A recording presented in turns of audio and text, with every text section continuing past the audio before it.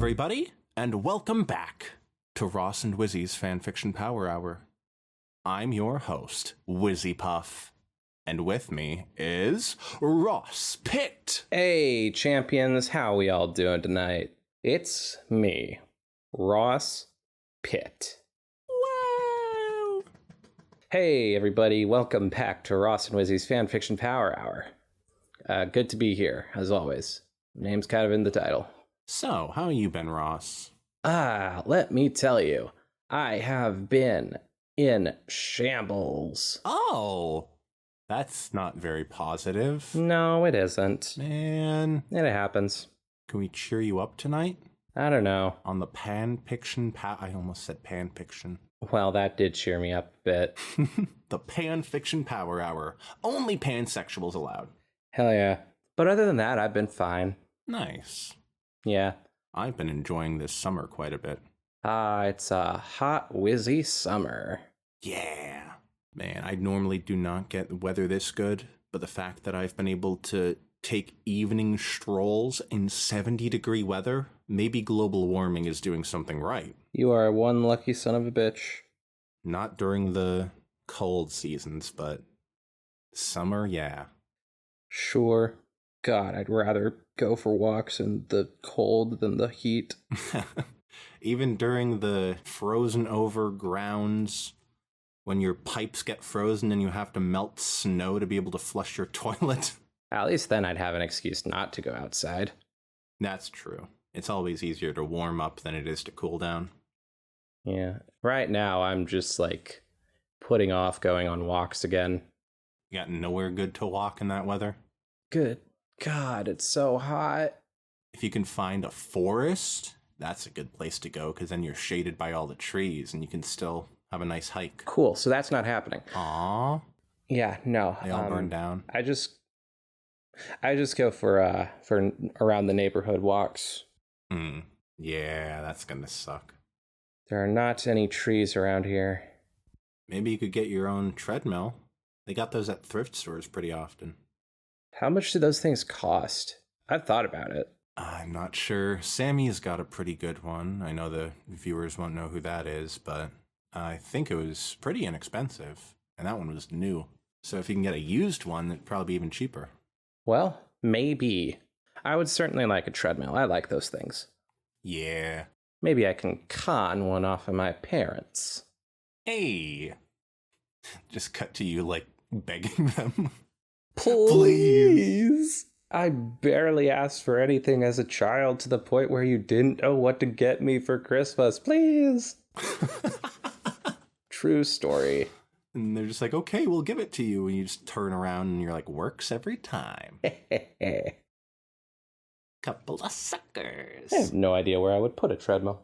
Ooh, if you got room in your garage, that's the perfect place, because that's going to be loud on any floor that isn't just concrete. Yeah, I don't think there is room in my garage, is the problem. Aww. That's where all the other exercise equipment that I don't use goes. And by that I mean it's a pull-up bar. Just a pull-up bar? Pretty much. Converting a garage to a gym is one of my life goals. Hey man, I support you in that life goal. Thank you. You are a champion. And I support you in your journey for a treadmill. Thank you, Wizzy. Thank you. Anyways, what are we reading tonight? Oh, you want to know what we're reading? Yeah, kinda. Your obituary. Oh, fuck. Nah, tonight we're gonna be reading...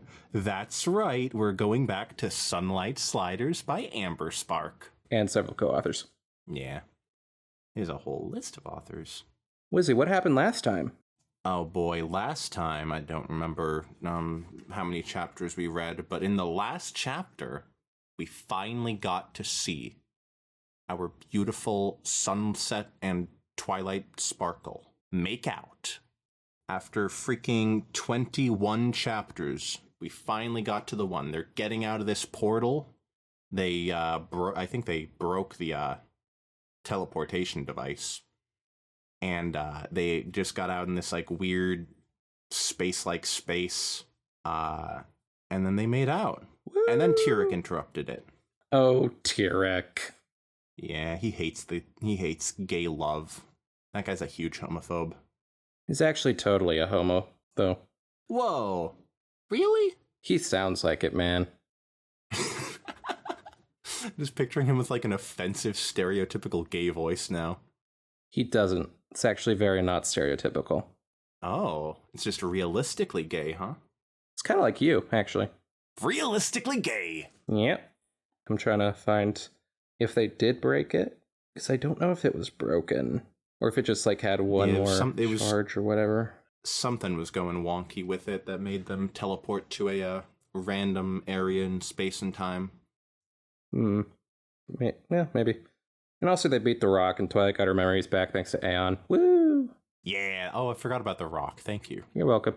So now we get to chapter 23, Journsey, which is like journey, but with a C instead of an E. I don't like that name. It comes through my mouth wrong. You hear that, Journsey? Go fuck yourself. This is an anti-Journsey podcast. Nah, we love the authors here. Most of them. Yeah. Except for you. You know who you are. Ooh. I see who you're pointing at. Mm-hmm. They can't see, but I can see them. Yeah. Yeah, okay. Chapter 23, Journsey. Upstream error. Infinite possibility flashed in Twilight's mind as she held the theory cube in her magic. Ideas beyond number of understanding assaulted her mind's eye in an unending battery of data and theory. The complexity of each fragment boggled her mind. Each too intricate for Twilight to even begin to comprehend before the next appeared. She furrowed her brow against the sensory overload and attempted the magical equivalent of Applejack's classic apple-in-the-mouth technique. A little better. A few more tries at stemming the tide of information and life became eminently more livable in Twilight's brain. But more interesting still, the previously disorganized cascade of thought had coalesced into a single nexus of sound. No, not just a sound. A voice. No. Who is this? It was the one Twilight from... Oh. In a post-apocalyptic universe. She was trying to kill them? No, she wasn't trying to kill them. She actually had a lovely conversation with them. Oh, okay. I'm misremembering. Hello, Twilight. The voice said dryly. I see you finally figured out just what was in that cube I gave you. Sparkle? Twilight said aloud. Sunset looked over at her, confused. X-37B, the very same. The voice came back. And you don't need to speak with your mouth for us to communicate. Skies above, you two really are fresh meat. I thought you said this cube contained your complete multiversal theories, Twilight said. Why do I have your voice in my head? Well, you didn't exactly give me much time to come up with a reference, Sparkle said coolly. So I made the next best thing. A perfect replica of my consciousness. Just waiting for an emulator to run in. Oh god, it's like Black Mirror type technology. Sure. Which, surprise, that emulator is your brain. I'm ready to answer any questions you may have. That's so terrifying. She literally put a second consciousness in Twilight's brain without even asking. Please do that to me. Only do it to me if you're putting freaking Tom Holland's brain in mine. Gotta wonder what that guy's thinking. I agree. Twilight tried to glare at her antagonizer, but found the task a difficult one. I'll debate the ethics of perfect cloning with you later, she said. For now, I guess we do need your help. I can only assume you've met Tirek. Met him? Ha! Sparkle replied. I've sent too many versions of that loud-mouthed centaur packing to count. Sometimes he's in awe of Sunset and me. Sometimes he thinks he can stand up to us. But he's hilariously incompetent, no matter what conclusions he draws. Is there seriously a Tirek giving you trouble? We accidentally set him loose from Tartarus, and the Accord has ordered... The Accord? Those buffoons. This gets better and better with every moment. Man, she's so much more badass than our Twilight. Yeah, I wish it was about her instead. Yeah. I've met countless twilights and sunsets, but you two do seem to have a special knack for getting tangled up in the most trivial of problems. Sparkle said, practically cackling. Twilight frowned, and Sunset, who had been studying her, asked her a question. Twilight didn't catch it. Sunset said they've executed countless versions of us. Twilight retorted. Be that as it may, Sparkle replied. they're no less foolish for trying to regulate a multiverse of literally infinite size and potential. I don't even remember the last time I saw one of their agents. And I can only assume I've broken every law they've ever enacted. Twilight focused herself and spoke sharply. Whatever your opinion of the Accord, if Sunset and I can't beat Tirek and take him to them, They'll what? They'll kill you? If you don't beat Tirek, you're dead anyway. They aren't going to interfere in your home dimension. Too worried about their rules, I'm sure. So it isn't like anyone you care about is in danger, aside from Sunset, of course. You have all the power in this situation, Twilight. Here, watch this. Twilight saw her manifested horn blaze with a thick layer of overglow, and suddenly she and Sunset landed. Not on any of the orbs floating in the between space, no.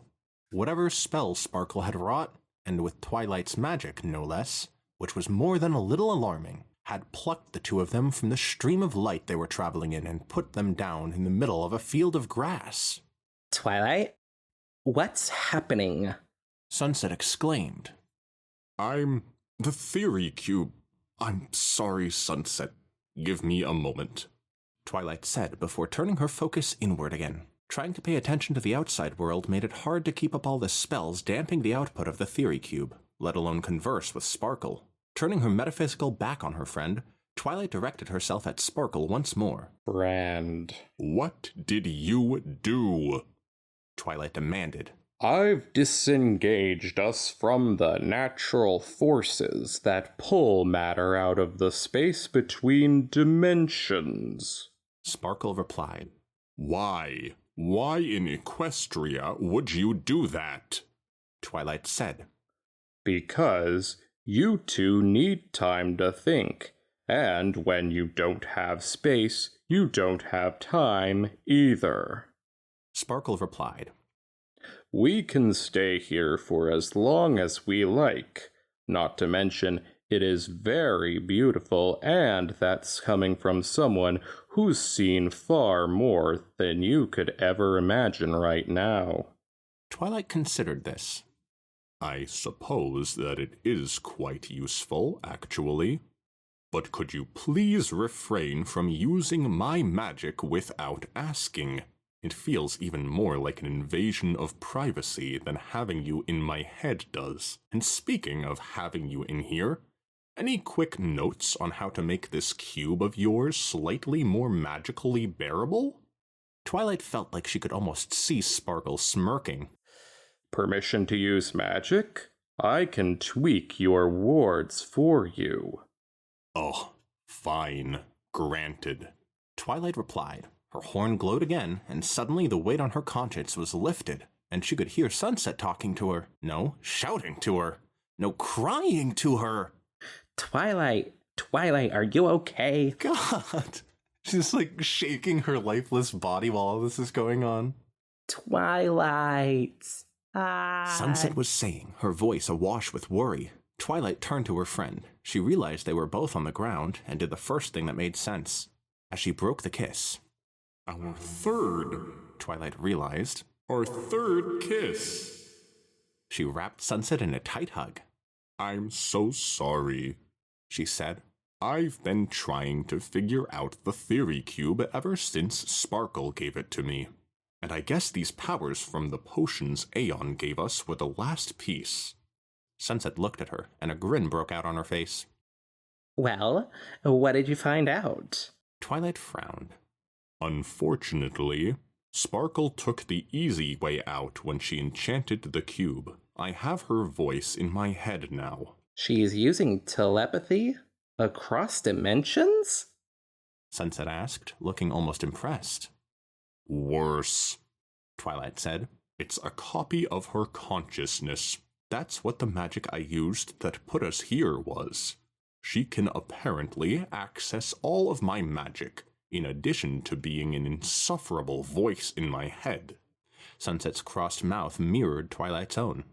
Well, what does she want? To help. They both jumped as Sparkle's voice emanated from nowhere. Sorry, Twilight. Made one additional change. I figured it would be easier if I could talk to Sunset directly. Well, what do you mean, help? Twilight said, her teeth grinding just a touch. Don't do that. Tooth regeneration magic is painful. Sparkle noted. I mean, I know how you're going to beat Tirek and deal with the Accord while we're at it. It's simple, really. Sunset smirked at Twilight. You weren't kidding when you called her insufferable. Twilight smiled back at her. Go fuck yourself. The beginning of our relationship is always so cute. The ending... Oh, that's such a sad sentence. Like, where's Sparkle's version of Sunset? What happened to her? I'm pretty sure they're still together. Were they? She referenced her, at least. Okay, thank God. I thought that was like an ominous sentence. No. I mean, it could be that the beginning of the relationship is always so cute, and so is the middle, and so is the end, whenever that is.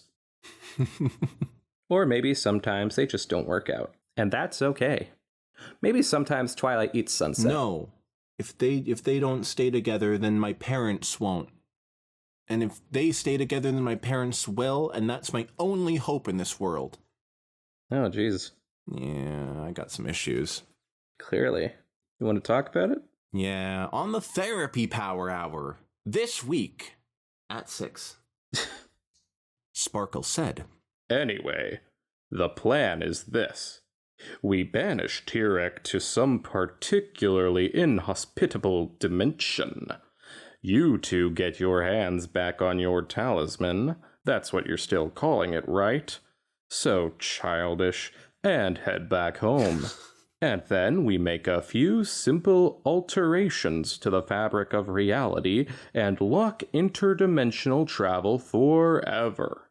Twilight and Sunset's eyes bulged. Nearly in unison, they cried. We do what? What? It's good enough. Yeah, that was nearly in unison. Sure. Tom, if you could make it more in unison. Sparkle sighed, and when she spoke next, she sounded almost wistful. Sunset and I have had some good times, but I meant what I said to you both. Voyaging breaks your mind. I didn't even realize just how true that was until I woke up in here with Twilight. I thought I'd burned every last shred of sentimentality out of myself a few 100 years ago. But I should have known seeing the world through younger eyes would, well, no matter. But what about all the Sunsets and Twilights that are still stranded away from their home dimensions? Sunset asked. We don't have the right. I don't want to become her.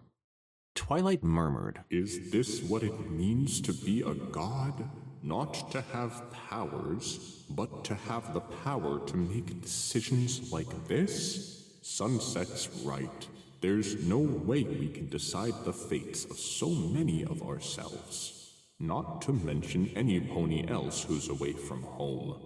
But at the same time, if the multiverse really is infinite, doesn't that mean we are also stopping an infinity of suffering by preventing travel by other monsters like Tirek? That's what I'm saying. So we should just kill every living thing, and that way no more suffering can happen. Absolutely. Oh, Celestia. Trying to do the math on ethics won't help you now, Twilight. Sparkle said. Trust me, this is what we have to do. The prime version of us will probably figure that out in a few hundred more years anyway. And it won't matter in the slightest what you do now. We weren't meant to voyage. Let's end this now. Author's note. Jorncy's stories can be found here. I find it humorous that novels set the fic length at 500 to 1000 to 1500 at the max. Guys, seriously. And we've basically all gone over 1000 with many entries towing the line. C'est la fic authors, I guess. C'est la fic authors. I'm not French, I don't know what that means. No idea. That was chapter 23, Jorncy. Oh, how fun indeed. Things are ramping up, Wizzy. So, if Twilight is God... And I'm playing what does Twilight. That make Celestia? That's true. This is basically heresy, I think, in a form. I guess that would make Celestia a lesser god. She was an alicorn before Twilight. Man, that's crazy to think. Yeah, good chapter. Well, on to chapter 24 then. Xeno Heart. Or as I like to say, Zithrine Zero Heart. Or would it be Xthrine Zero Heart? I'll be honest. Or maybe this one is the tricky. X3 is like a face, and it's supposed to be like X3 No Heart. Oh, that could be it. That's my interpretation. Upstream Error. Peaceful, the temptation to simply stay here with Twilight for the rest of eternity was beyond appealing. Just the two of them, together forever. But that wasn't in the cards. Traversing time and space was a fun and incredible experience, even if setting loose interdimensional beings of ultimate destruction was a small hiccup in their journey. Turning her attention back to Twilight, she pulled her in for what just might be their last kiss. A few moments later, Sunset stepped back while still holding onto Twilight's waist, letting out a soft, passionate sigh. I forgot that they were humans again. No, I wasn't even thinking about that. This is it, huh? Wait a minute. God. She's kissing Sparkle. Just like Twilight making out with herself. This is it, huh? Sunset asked as she stared into those big violet eyes of hers. Those violet. Twilight nodded as she replied. Was that the name of the chapter for Vanilla Twilight? Was like Violet Eyes? No, it's just Vanilla Twilight. Okay. But they did reference the line. Maybe. I mean, that's like saying this referenced the line. Okay. In that one, I remember it being explicitly like the author had to have known it. I'll have to listen to it again, but I remember there being a reason for that being more emphasized than this one. I mean, yes, they probably knew it, especially considering how the sequel is called Dreams of Disasters. But I will say, no, it isn't particularly explicit at all. All the negative thoughts washed away as she peered into those violet eyes. Those big violet eyes of hers. Those big violet eyes of hers. When violet eyes get bigger. Hot. Sunset asked as she stared into those big violet eyes of hers. Twilight nodded as she replied, to quote one of my best friends, "Yep." That works so well with the voice I have for her. Both girls giggled at Twilight's bad imitation of Applejack. Wait a minute. I thought that was Big Mac. I was for some reason giddy that she was talking about Big Mac as one of her best friends. That's like Big Mac's thing. It's the one thing he says. Yeah, go fuck yourself, Twilight. Sure, Applejack has said it before, but she was quoting, her brother. Yeah, who do you think she learned it from? Mom, possibly. Okay, but she doesn't remember her mom that much. I mean, she probably does, considering how Applejack's an adult and Apple Bloom is like 10. When did their parents die? Probably around when Apple Bloom was born. Oh, yeah, now I see what you're pointing out. I don't know. 8 years old when her parents died. I remember a lot when I was 8. Yeah, me too. Things I wish I didn't. But that's for another fic. I don't know. Both my parents are alive, so can't really judge on whether or not I would have forgotten what they were like back then. I'm just going to be happy about that. Yeah. Let's go, living humans. Whoop, whoop. No offense to the dead. Please don't come haunt me. I'm going to go call my mom. God. You walk over to the phone and you actually step on a crack. Oh, no. And it's Friday the 13th. No! Actually, how close are we to Friday the 13th? Not very. It's actually the 16th. I was kind of hoping it was more like today was the 13th, because that would have been funnily close. Nope. Unfortunate. Well, back to their bad luck then, I guess. Giggling. Both girls giggled at Twilight's bad imitation of Applejack before returning to the silence of the grassy field, neither of them really saying what needed to be said. Taking a deep breath, Sunset moved to stand next to Twilight and gave her a slight nod, signaling that she was ready. Using the same spell Sparkle used to pull them from space-time, both girls found themselves back in it, moving rapidly forward as if time itself were frozen and waiting for them to return. There! Twilight shouted as she spotted the crimson beam of light slamming into one of the violet orbs. The girls looked at each other before immediately following after him. Landing in what seemed to be an exact replica of the grassy field they were just in, both girls had to take a moment to look around, wondering if Sparkle once more used Twilight's magic to remove them from space-time. So, it's come to this. A deep voice called out to them as heavy hoof falls shook the ground underneath them. Quickly turning her attention behind them, Sunset spotted their prey. She glared up at him, a slight growl growing in her throat. Grr. Twilight Sparkle and Sunset Shimmer.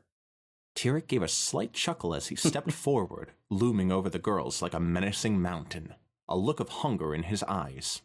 You're going back to Tartarus where you belong, Twilight stated as she took a step forward. Reaching back, she felt for Sunset's hand and pulled her up next to her, interlocking their fingers together. You know how many times I've heard that by now? Tirek laughed as he looked down at the two girls, his tongue passing over his lips. Oh, I do very much enjoy the magic you two give me. Sunset's hand shook slightly, and she felt Twilight's grip tighter around it, reassuring her. Together. Sunset closed her eyes momentarily in thought before a smile creased her lips. Looking back up at the monstrosity that Tirek had become, she repeated Twilight's statement in a loud, confident voice. You're going back, and we're going to stop you once and for all. You are certainly welcome to try, he said. He slammed a hoof into the ground, cracking the very earth beneath them and sending the girls off balance. Sunset and Twilight took to the air on their empowered wings, still holding hands as they rose. Tirek's eyes followed their motion. A single glance was all that was needed, and the girls shot off in different directions and away from the surprised Tirek. Not this time. He only had time to react to one, and apparently he chose Twilight. Sunset watched his eyes narrow on the small object before her. All that stolen magic had given him more speed than Sunset could have imagined. There was a blur and materialized in front of Twilight, forcing her to pull back. Before she could react, a golden bubble popped into existence around Twilight before she could react. Apparently. He smiled and pulled the cube away from her. What's this? He asked as he held the tiny object between his large digits. Probably something to help you capture me. It shall be consumed none the... A beam of pure magic from behind cut off Tirek. Distracted by the cube and his intent to get revenge on Twilight, Tirek had apparently forgotten about Sunset. Still, he shrugged it off, and with refocused attention on her, Tirek just smiled as she prepared another blast of magic. Silly girl. I am beyond such attacks, he stated as the beam from Sunset unleashed her magic at him. He caught it one hand and simply closed his fist, obliterating it as if it were nothing more than scrap. He bellowed with laughter as he approached Sunset, each step making the ground shake. I will consume you first as Twilight watches. The look on her face never gets old. Oh, God. For a moment, Sunset felt a jab of fear and panic. All she could do was watch as Tyrek crushed the cube into dust. Before she could react, stop using that phrase. He unleashed his own magical fire. The blast hit Sunset squarely in the chest, knocking her to the ground. After a few painful rolls on the soft grass, Sunset came to a stop on her back. Her vision blurred as the large, shadowy figure of Tyrek loomed over her. She blinked a few times, and her eyes drifted to Twilight on the other side of the field. "Sunset!" Twilight cried out as she tried to rip apart her prison with magic, but each attempt simply made the bubble around her stronger. Her eyes glistened, tears threatening to burst forth. Sunset could see her mind racing, and for some reason, that made her smile. Sunset rolled over and slowly got up, her right hand holding the left side of her body as each breath brought forth a sharp pain. Not as bad as that rock.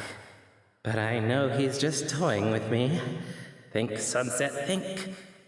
Her eyes darted all around her as Tyrek moved closer. She knew there was nowhere to hide. Not like that would matter to a being like Tyrek. One thought came to her as she took to the air once more. The teleporter. Sunset's reflexes were still slow from that blast, and she only had a fraction of a second to brace herself against a suddenly looming shadow.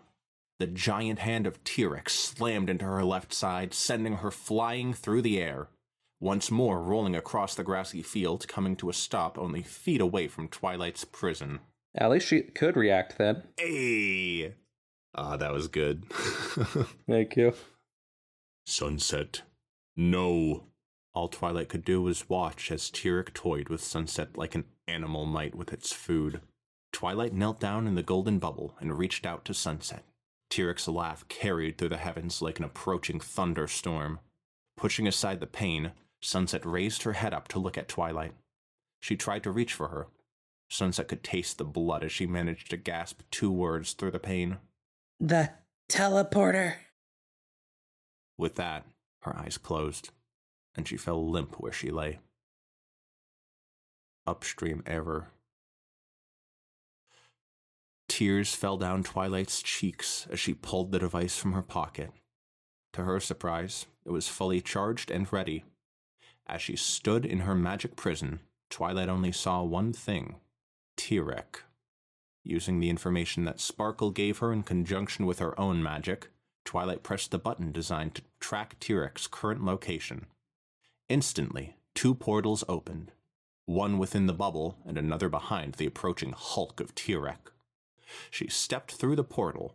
Twilight's magic flared with an intensity unknown to her. The magic flowed all around as she felt all the rage and pain inside her increase it dramatically. Clutching at her emotions, she focused her entire being on the one who threatened Sunset. Her eyes glowed with a vibrant violet light. When Violet... I was hoping you would do that. Oh my god. Tyrek, it's time to finish this.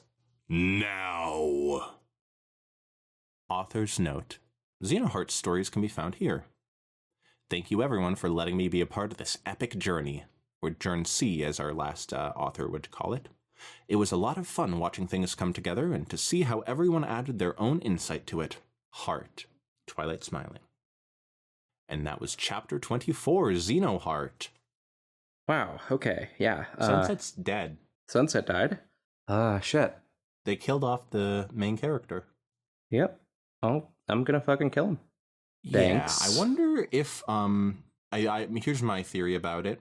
Every version of Sunset and Twilight that is able to defeat Tyrek, Sunset has to die for her to, like, get enough power to be able to, you know, become like God Twilight is. Oh, that could be it. Okay, so I don't think that Sunset's gonna die. That Sunset is actually right? dead. Like, they would have to have focused on that a bit more. Specifically her dead body a bit more, you know? Yeah. And also, You fuckers would absolutely not. You absolute cucks. If, like, Not in this one. pulling something that cheap, you pieces of shit. Yeah, no. She ain't dead. And also, there's a sequel called SunLight Sliders Infinite, but who knows? Yeah, but that's not with Sunset. That's with Sunburst. Nope, definitely says Sunset Shimmer. Maybe they just tagged it wrong. Yeah, it's a typo. All right, well. Oh my I wonder god. what Sunburst's last name is.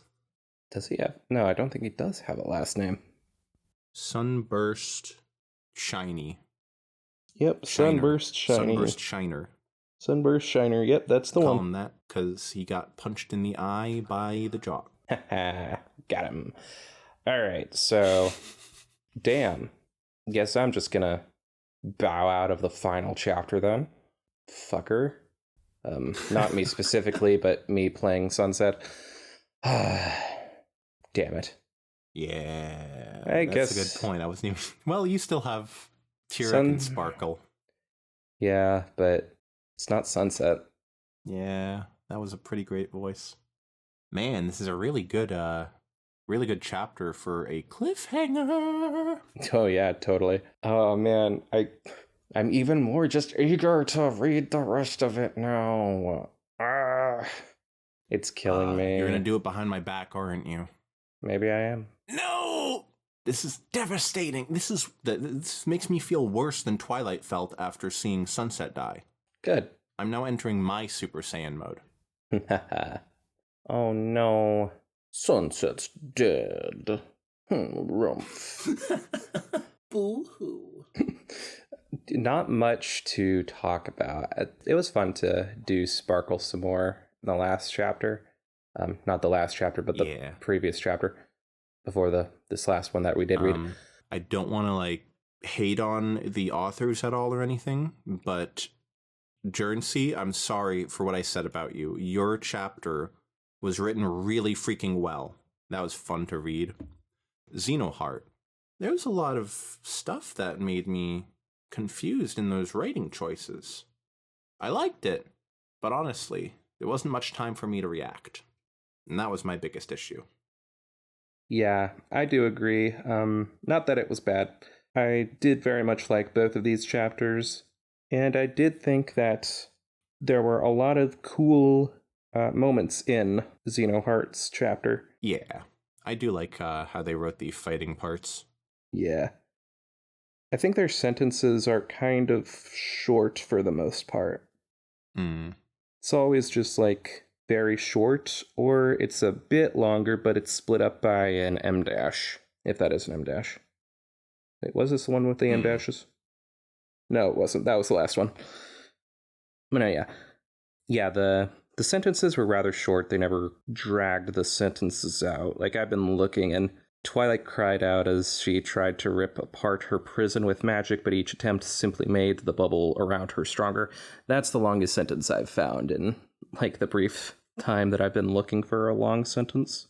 Man, I guess that's something to work on. Oh, no, wait. Next paragraph had a longer one, but still. We could use a bit more variety of, longer and then shorter, but that's fine. It's not, a huge thing or anything like that. Yeah. Overall, I really like the trajectory this story is going in. Definitely. And if Sunset dies, then I'm actually going to start writing hate fics about Amber Spark. Yeah, good. If that was how Sunset died, then Xenoheart, watch out. They really put the no heart in Xenoheart. You got that right. Great stuff. Oh my god, I'm so excited for the rest of it. This couldn't possibly be anticlimactic. Not a chance. I bet it's going to be good. I'm not going to get my hopes down for it, but I have good hopes for it. Yeah. I have faith in these writers. I cannot wait for the next one. Me neither. But we're just going to have to wait for that. Let's do it tomorrow. We'll see how long we want to wait. After the next episode. Wonder what it'll be. Definitely not going to be something that's scheduled. Nope. sure as heck isn't. And it for sure won't be, wink. It's actually going to be that one. But I don't need them to know that. Yeah. All right. For now, we will be signing off and leaving you with no more fanfiction. Everybody, love you all so much. Thank you very much. Go down in the description to check this story out. Give it a like, whatever. Bye-bye. See ya!